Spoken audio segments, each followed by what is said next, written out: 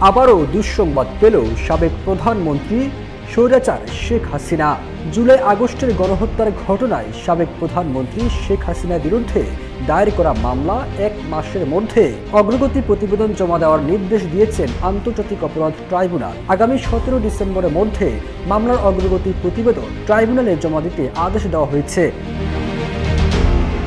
এদিকে আন্তর্জাতিক অপরাধ ট্রাইব্যুনালে আওয়ামী লীগ সরকারের সাবেক 13 জন মন্ত্রী, এমপি ও আমলাকে হাজির করা হয়েছে। মানবতা বিরোধী অপরাধের একটি মামলায় তাদের হাজির করা হয়।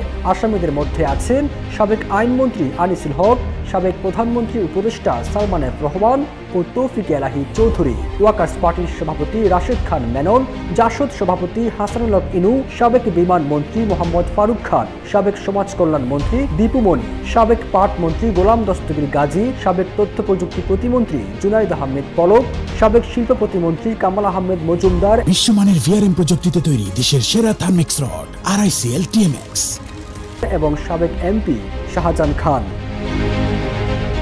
গত 17 অক্টোবর সাবেক প্রধানমন্ত্রী শেখ হাসিনা সহ 46 জনের বিরুদ্ধে ট্রাইব্যুনাল গ্রেপ্তারি পরোয়ানা জারি করে। তাদের মধ্যে যারা অন্যান্য মামলায় গ্রেপ্তার হয়ে কারাগারে আছেন এমন 14 জনকে গত 27 অক্টোবর ট্রাইব্যুনালে হাজির করার আবেদন করা হয়। ট্রাইব্যুনাল সেই আবেদন মঞ্জুর করে 18 নভেম্বর ওই আসামিদের হাজির করার নির্দেশ দেয়। ছাত্র জনতার গণ অভ্যুত্থানের মুখে গত 5 আগস্ট দেশ ত্যাগ করে ভারতে পালিয়ে যান স্বৈরাচার শেখ হাসিনা। এরপর থেকে তিনি ভারতেই অবস্থান করছেন।